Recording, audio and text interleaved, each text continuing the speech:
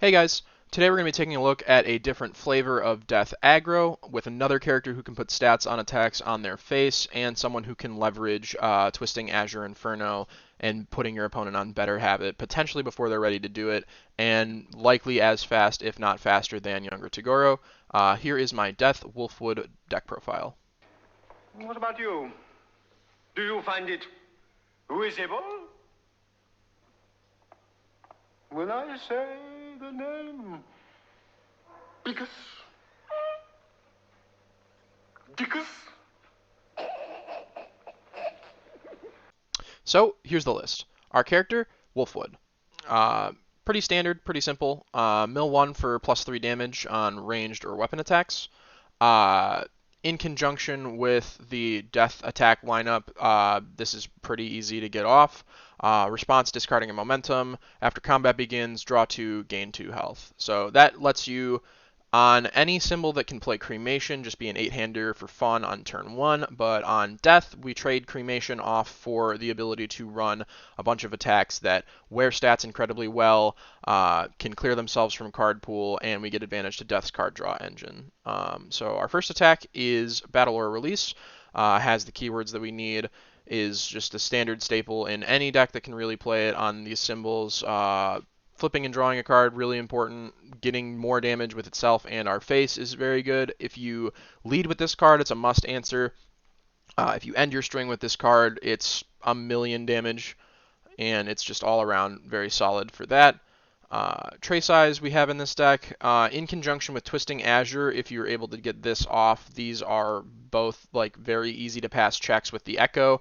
We can use our staging area to fuel it, and unlike younger Togoro, where we might sacrifice a point of damage by killing our foundations and being at an odd interval, Wolfwood is always going to put 3 damage on everything, which is both a drawback and a positive thing because we can go off a little bit earlier than younger Togoro, but we don't have like the longevity in those late games that he has.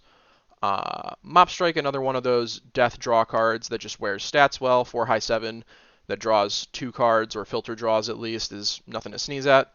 Jawjammer in this deck is similar in the Ochako deck, where it can always be for 6 damage if you want it to be, because it's going to be an 11 damage throw in our character. And it's just a really good way to make sure we cleanly get momentum for Wolfwood's other effects.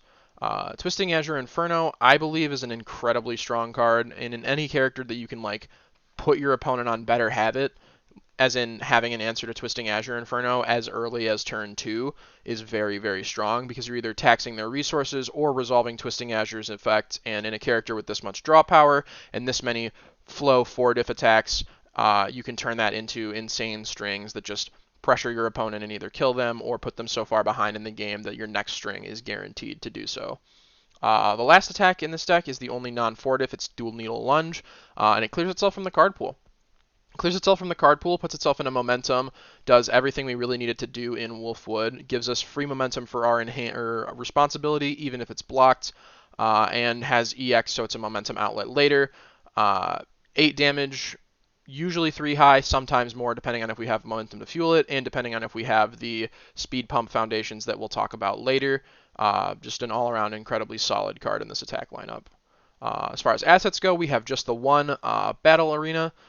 The Battle Arena is really good for, like I said, stealing more momentum. Dealing damage in this character is generally pretty easy. Much like every string deck, you'll get through with at least 1 or 2 attacks, even if your opponent's doing their best job to block all of your things. And we can leverage 28 health to potentially live the crackback and play slightly more dangerous strings, and Battle Arena also helps us with that by boosting our check. Actions, so we are playing a bit more offensively by virtue of being an aggro character with our actions in the main board, but it contributes very easily to our sideboard plan in that we have the 4 avoiding conflicts, which are more aggressive actions in the main board, and we have 4 actions that we can bring in post board in the side. But avoiding conflict is a great mill with Wolfwood. It's great to boost the damage on Twisting Azure if your opponent's fighting you over the enhance, and just in general, being able to see more cards in our deck that plays very cheap attacks very easily is incredibly strong. Foundations, we have 3 Weapon Clash. Weapon Clash in this deck serves a similar purpose that it did in younger Togoro, but not as important. It helps you in that if you're going first and you build a freebie with Weapon Clash, it means that your next turn you can just play more of the orange that you see. It also helps you get out of deadlock if you need to, and it's damage reduction incidentally on a foundation that's already good, which is a spot we really want to be in our aggro decks. Frightening Calm is kind of overloaded in this slot with a lot of other different like speed pump or like artificial speed pump foundations where Wolfwood can give damage on his face, so our foundations and our attacks need to do the heavy lifting as far as speed goes. Frightening Calm giving stun 1 and destroying committed resources is a premium. Just makes it a lot easier to push through when all of our attacks have quote unquote 1 more speed. Settling Old Debt's just another really good draw card in conjunction with like Weapon Clash and Always Cool. We'll usually have 6 foundations. It's not as good in us as it is in Younger Toguro, where Younger Toguro can fuel it with his own abilities, and if your opponent has a 5 build, yada yada, but still an incredibly solid card and a really good effect on spam. Botan's Coaching in a 4 of. This card's going to be a 4 of in every single deck that plays these symbols. It's probably the best 0 diff in the game. Keiko's Aid, another incidental like incredibly strong defensive ability in a character that really doesn't want to be playing too much defense to dilute their game plan, but Keiko's Aid is just too good in a format where everyone's trying to string and kill you. Syndicate Target, our deck's hurting a little bit for low blocks. This is probably one of the best that we can run, and in a slot where it's sharing space with Foresight, it's fine just to split the difference, play 2 of this, play 2 Foresight, just to make sure that we have like premium low blocks that we can hold in our hand that aren't our attacks, and having 6s to offset 4s is pretty solid as well. Always Cool, similar reasons for Weapon Clash, very strong defensive ability tied to a foundation that also can help us build and string better if we're going first, so it's modal in that regard. Foresight at a 2 of, similar reasons, we just need more zeros because we will be drawing a lot of cards, so if we want to pump the brakes, building wide on Wolfwood is a lot easier when you have more spam to build. And Foresight can also inform your decision making. If you are like breaker blocked in the middle of a string, you can play Foresight to clear the breaker and see if you're checking a 5, and if you are, you can maybe keep going, and if not, you can pump the brakes. League Invitation, really strong in this format in my opinion. There's a lot of incredibly strong like defensive pieces that need to be ready, and not as much stun hate as there probably could be on symbols that aren't order. So having League Invitation be like a resource that's playable while committed, that also makes your check or your rival's check to block stuff like 13 damage battle aura releases or like a million speed and a million damage dual needle lunges is incredibly strong and something that we really want, and something we were fine to spend a 3 diff slot on. Forcing Surrender at a 2 of, nice spam, good for clearing stuff that we've used to like clean breaker blocks. Like it's very cool in conjunction with playing Foresight after clearing breaker, and then kicking things out like that. Incredibly strong because we can just use the first enhance to kick out people's referee juries from their card pool when they're trying to pick them up with Struggling with Studies. If there's like some sort of fraudulent defense built around that, we can kind of capitalize on that with this. Struggling with Studies in our deck, very strong because a lot of our good block mods are on attacks. Like you'll see with Mob Strike, we can pretty confidently half block a lot of things in strings. And string decks, I think, are the name of the game as far as aggro goes this format. So having Struggling with Studies as a way to potentially just re-pick up our attacks so we don't lose resources while defending is incredibly strong. Surviving the Final, just another piece of spam with some incidental defense on it. Incidental Speed Hate is the name of the game.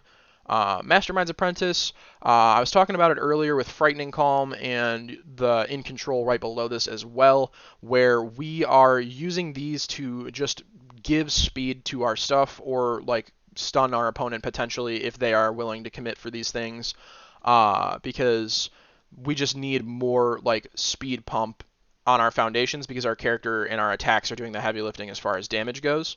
And then In Control in that same vein, just flip for -2 or +2 speed.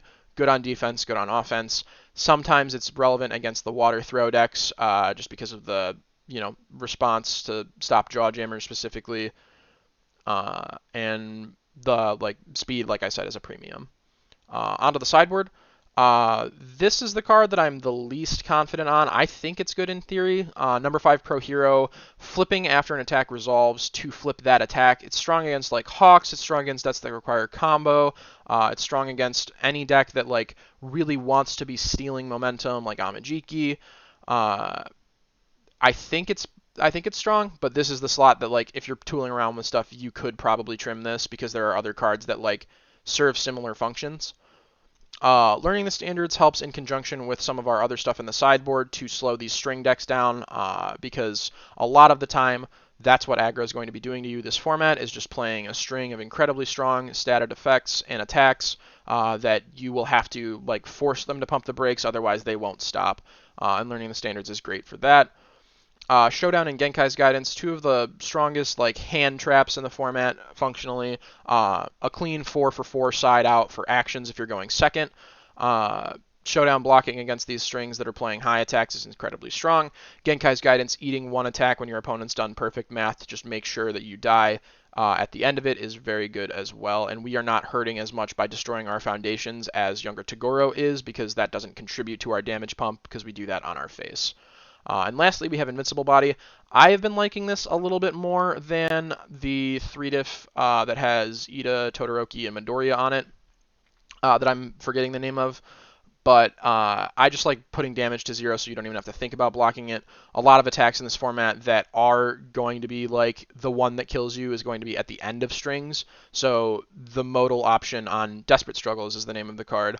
The modal option to stop the speed pump on Desperate Struggles doesn't matter too much to me because generally speaking, if an attack's about to kill you, it's not something that you will be able to block. It's something that will kill you unless you have a reset, and this is that reset for us. But yeah, that's the list. I think Wolfwood's a pretty strong contender this upcoming format. I think aggro in general is pretty well positioned next format, and I think he can present more damage than people are comfortable with as early as turn 2. And defensive resource wise, he has a lot of good incidental stuff in his deck, and in the sideboard, he has a lot of strong answers that he can bring in pre and post board. Uh, so that's the list.